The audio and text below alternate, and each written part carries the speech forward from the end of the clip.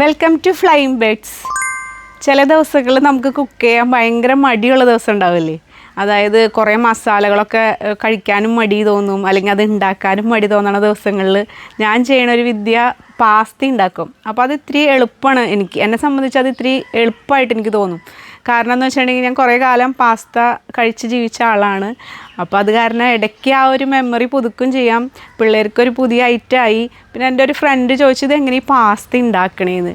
അപ്പോൾ ഞാൻ വിചാരിച്ചു ഇന്നത്തെ വീഡിയോ ഇപ്പോൾ ഷെയർ ചെയ്ത് കഴിഞ്ഞാൽ ഇതുപോലെ അറിയാത്തവർ, പാസ്ത ഉണ്ടാക്കാൻ അറിയാത്തവർക്കായിട്ട് അത് ഉപകാരപ്പെടുമല്ലോ.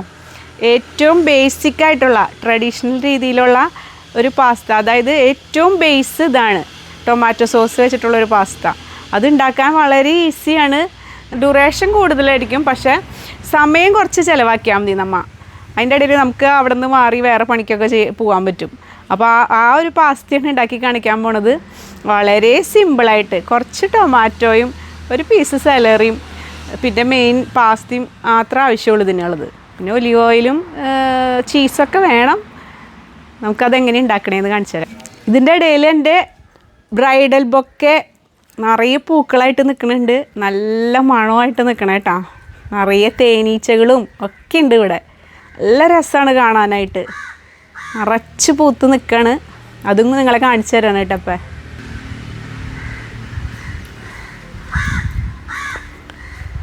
ചില പൂക്കൾ ഉണ്ടായി നിൽക്കുമ്പോൾ നമുക്ക് ഭയങ്കര സന്തോഷമായിരിക്കും. അതുപോലത്തെ ഒരു ചെടിയാണ് ഇതും. നിറയെ പൂക്കളായിരിക്കും ഇതിന്. പാസ്ത ഉണ്ടാക്കാൻ വേണ്ടിയിട്ട് ഈ ടൊമാറ്റോ ആണ് മെയിനായിട്ട് വേണ്ടത്. ടൊമാറ്റോ നമ്മൾ വാങ്ങുമ്പോൾ എപ്പോഴും നല്ല ടൊമാറ്റോ നോക്കി വാങ്ങണം. നല്ല ഫ്രഷ് ആയിട്ടുള്ള ടൊമാറ്റോ ആയിരിക്കണം. പിന്നെ നാടൻ വാങ്ങരുത്. ഇത് ഹൈബ്രിഡ് ഇനങ്ങളാണ്. അതിന് പുളി കുറവായിരിക്കും. പുളി കുറഞ്ഞത് വേണം തക്കാളി എടുക്കുക കേട്ടോ. അത് പ്രത്യേകിച്ച് ശ്രദ്ധിക്കേണ്ട ഒരു കാര്യമാണ്. പിന്നെ നമുക്ക് വേണ്ടത് ഒരു സവാളയും ഒരു 2 പീസ് വെളുത്തുള്ളിയും പിന്നെ സെലറി എന്ന് പറഞ്ഞിട്ട് ഒരു ഇതുണ്ട്. സെലറി എന്ന് പറഞ്ഞിട്ടുണ്ടെങ്കിൽ ഇതേ നല്ല ഫ്രാഗ്രൻസ് കൊടുക്കണ ഈ ടൊമാറ്റോ സോസിന് നല്ല ഫ്ലേവർ കൊടുക്കണതാണിത്.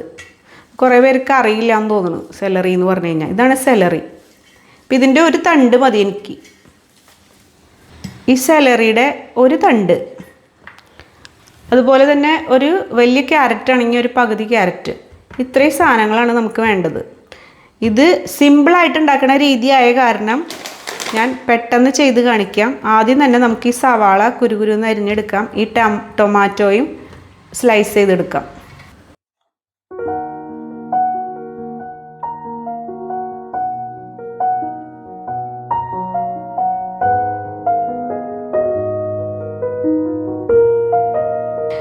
ആദ്യം തന്നെ നമുക്കൊരു നല്ലൊരു അടികട്ടിയുള്ളൊരു പാത്രം വേണം അതിന്. സ്റ്റൗ ഓൺ ആക്കിയിട്ടുണ്ട്. ഇങ്ങനെ കട്ടിയുള്ള പാത്രത്തിലാവുമ്പോൾ വേഗം റെഡിയാവും കേട്ടോ. ഒലിവ് ഓയിലാണ് ഞാനിവിടെ കുക്ക് ചെയ്യാൻ എടുക്കണേ. ഒലിവ് ഓയിൽ അല്ലെങ്കിൽ നമ്മുടെ മറ്റേ സൺഫ്ലവർ ഓയിലായാലും മതി. വെളിച്ചെണ്ണയിൽ പാസ്ത ഉണ്ടാക്കില്ല കേട്ടോ. പാസ്ത ഉണ്ടാക്കരുത്. അപ്പോൾ ഒലിവ് ഓയിലാണ് ഞാൻ എടുത്തേക്കണേ. ഓയിൽ ചൂടായി കഴിയുമ്പോൾ നമ്മുടെ 2 പീസ് വെളുത്തുള്ളി ഇട്ടിട്ടുണ്ട്. വെറുതെ കട്ട് ചെയ്തിട്ടാൽ മതി. അതുപോലെ തന്നെ ഒരു സവാള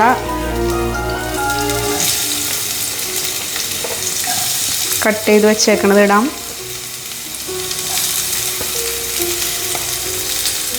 അതുമാതിരി നമ്മുടെ സെലറി ഒരു തണ്ട് അരിഞ്ഞത്, അതുപോലെ ക്യാരറ്റ് വേണമെങ്കിൽ ഇട്ടാൽ മതി. ഓപ്ഷനിലാണ് ഇട്ടാ ക്യാരറ്റ്. ഞാൻ ഇട്ടിട്ടുണ്ട്. ചെറിയ പീസ് മതി. 1/2 അല്ലെങ്കിൽ ഒരു ചെറിയ ക്യാരറ്റോ.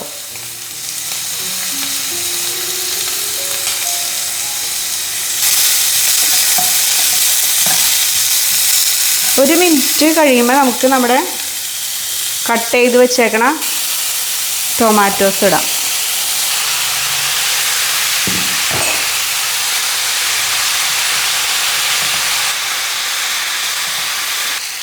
ഇതിലേക്ക് ആവശ്യത്തിനുള്ള ഉപ്പിടാം. ഇതിലേക്ക് ഒരു 2 നുള്ള് ചില്ലി ഫ്ലേക്സ്, അധികം എരിവ് ഇല്ലാത്ത ഡിഷാണ് കേട്ടോ. അപ്പോൾ ഒരു തുള്ളി ഇട്ടാൽ മതി. ഈ പാസ്തയിലേക്ക് മെയിനായിട്ട് വേണ്ടത് ബേസൽ ലീവ്സാണ്.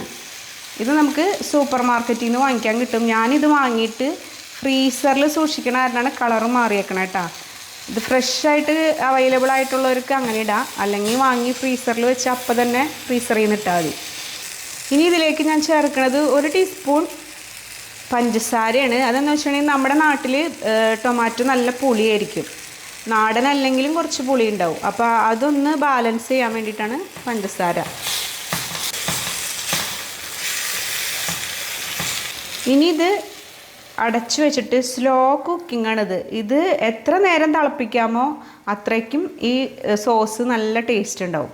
അപ്പോൾ സ്ലോയിൽ കുക്ക് ചെയ്യാം. ഈ ടൊമാറ്റോ സോസ് നമുക്ക് നേരത്തെ തന്നെ റെഡിയാക്കി വയ്ക്കുക. അപ്പോൾ ഉച്ചയ്ക്കാണ് നമുക്ക് എടുക്കേണ്ടതെന്ന് വെച്ചാൽ തലേ ദിവസം ഉണ്ടാക്കുക, അല്ലെങ്കിൽ ഒരാഴ്ച മുന്നേ ഉണ്ടാക്കി ഫ്രിഡ്ജിൽ വെച്ചാലും കുഴപ്പമില്ല. ഇതിപ്പോൾ ഞാൻ ഇപ്പം തന്നെയാണ് ഇട്ട് ഉണ്ടാക്കണേ. ഇതിൻ്റെ ഇടയിൽ ഇതൊരുവിധം കുക്കാവാറായിട്ടുണ്ട്. ഏറ്റവും കൂടുതൽ സമയം വയ്ക്കുന്തോറും ഇതിന് ടേസ്റ്റ് കൂടാണ് ചെയ്യണം കേട്ടോ.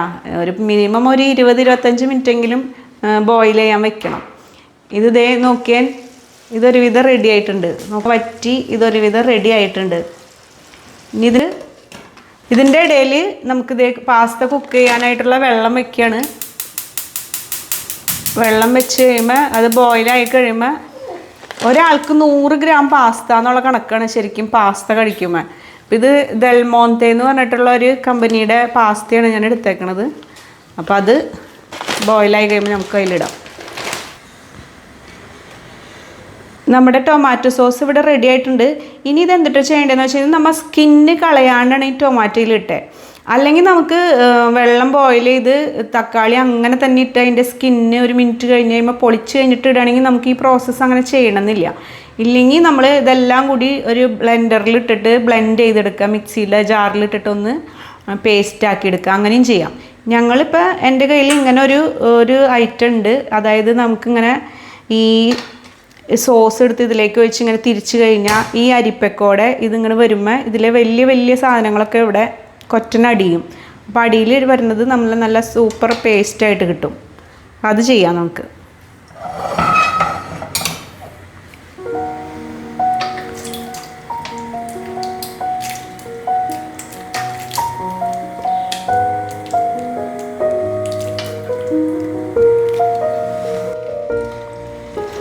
ഇതിങ്ങനെ തിരിച്ചു കഴിഞ്ഞിട്ടുണ്ടെങ്കിൽ ഇതിൻ്റെ അടിക്കോടെ ഇങ്ങനെ ആ സോസ് ഇങ്ങോട്ട് വരും കേട്ടോ. ഇതില്ലാത്തവർ വിഷമിക്കൊന്നും വേണ്ട, ആ മിക്സിയിലിട്ട് ഒരു അടി അടിച്ചാലും മതി. ഇത് കണ്ട ഇതിൻ്റെ ആ കൊറ്റനൊക്കെ ഇതിലേക്ക് ഇങ്ങനെ അടിഞ്ഞു. ഇതിൻ്റെ അടിഭാഗത്ത് കൂടെ ആ ഹോളിക്കോടെ പ്യൂരി പോലെ ഇങ്ങനെ താഴേക്ക് കിട്ടിയിട്ട് നമുക്ക് പാസ്ത വേവിക്കാനുള്ള വെള്ളം ബോയിലായിട്ടുണ്ട്. ഇപ്പം നമുക്ക് ആവശ്യത്തിനുള്ള ഉപ്പ് ഇടാം.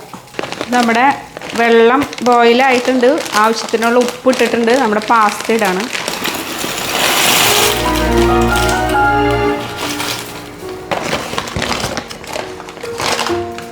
പാസ്ത വേവിക്കുമ്പോൾ എപ്പോഴും നോക്കേണ്ട ഒരു കാര്യമാണ് ഇതിൻ്റെ കുക്കിംഗ് ടൈം. ഇതിലിതേ എഴുതിയിട്ടുണ്ട് കറക്റ്റായിട്ട് 10 മിനിറ്റ്. അപ്പോൾ ഇത് ബോയിലായി കഴിഞ്ഞ് നമ്മൊരു 10 മിനിറ്റ് ആകുമ്പോൾ എടുക്കണം. നന്നായി കുക്കായി പോകരുത്. ഒരു ചെറിയൊരു 1% കുക്കിംഗ് ടൈം കുറവിന് എടുക്കണം കേട്ടോ. പാസ്തയുടെ 10 മിനിറ്റ് സമയം നമ്മൾ നോക്കിയിട്ടുണ്ടായിരുന്നു. അതേ 10 മിനിറ്റ് ആയിട്ടുണ്ട്. അപ്പോൾ ഇത് കുക്കായിട്ടുണ്ട്. ഇവിടെ ഞാനിത് സോസ് വേറൊരു പാനിലേക്ക് വെച്ചിട്ടുണ്ട്. ഇതിലേക്കാണ് ഈ പാസ്ത എടുത്തിടണം. ഈ സോസിലേക്ക് പാസ്ത ഊറ്റിയിടാണ് കേട്ടോ.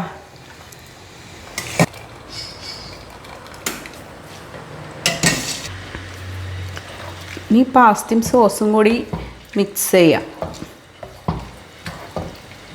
അപ്പോൾ ഇതിൻ്റെ കണക്ക് പറഞ്ഞിട്ടുണ്ടെങ്കിൽ 1/2 കിലോ പാസ്തയ്ക്ക് 1 കിലോ ടൊമാറ്റോ വേണം, എന്നാലും അത് കറക്റ്റ് ആവാം. അത്യാവശ്യം സോസ് വേണതിന്, അല്ലെങ്കിൽ ടേസ്റ്റ് കുറയും. അപ്പോൾ നമ്മുടെ ബേസിക് ആയിട്ടുള്ള ട്രഡീഷണൽ ആയിട്ടുള്ള പാസ്തയാണ് ഇവിടെ റെഡി ആയിക്കൊണ്ടിരിക്കുന്നത്. ഇനി ഇതിൽ പുതിയ പുതിയ ഐറ്റംസ് ചേർത്ത് കഴിഞ്ഞിട്ടുണ്ടെങ്കിൽ ആ രീതിയിലേക്കുള്ള പാസ്തയായിട്ട് മാറും. ഇപ്പോൾ ഫിഷ് ചേർത്ത് കഴിഞ്ഞാൽ ഫിഷിൻ്റെ പാസ്തയാവും, ബീഫൊക്കെ ചേർത്ത് കഴിഞ്ഞാൽ ബീഫിൻ്റെ പാസ്തയാവും, ചിക്കൻ ചേർത്താൽ അങ്ങനെ ഏത് ഇതിലേക്ക് നമുക്ക് ഈ ബേസിക് ആയിട്ടുള്ള ഈ പാസ്തേനെ മാറ്റിയെടുക്കാം. പാസ്തയിൽ ഇടുന്ന ഒരു പ്രധാനപ്പെട്ട ഒരു ചീസാണ് പാർമസൻ ചീസ് എന്ന് പറഞ്ഞിട്ട്. അത് നമുക്കിവിടെ നാട്ടിൽ വാങ്ങിക്കാൻ കിട്ടും. ഇനിയിപ്പോൾ അതില്ലെങ്കിൽ വേറെ ഏതെങ്കിലും ചീസായാലും നിങ്ങൾ യൂസ് ചെയ്യാം. ഏറ്റവും ബെസ്റ്റും ടേസ്റ്റും ഇതാണ്. ഇനി ചീസ് ഇല്ലെങ്കിലും പാസ്ത കഴിക്കാൻ പറ്റും കേട്ടോ. അപ്പോൾ ഇത് ഞാൻ ഗ്രേറ്റ് ചെയ്ത് ഇവിടെ വെച്ചിട്ടുണ്ട്. നമുക്ക് ഈ ചീസ് ഇതിൻ്റെ മുകളിലേക്ക് സ്പ്രെഡ് ചെയ്യാം.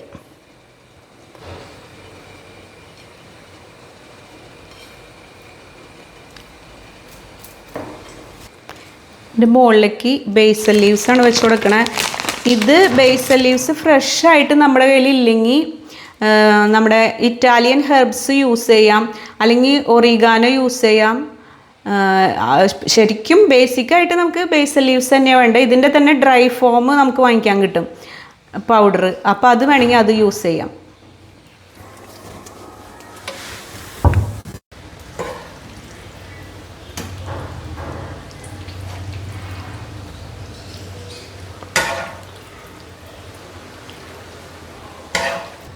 ഇപ്പം സെർവിങ് പ്ലേറ്റിലേക്ക് മാറ്റിയിട്ടുണ്ട്. അതിൻ്റെ മുകളിൽ ചീസ് ഇട്ടിട്ടുണ്ട്.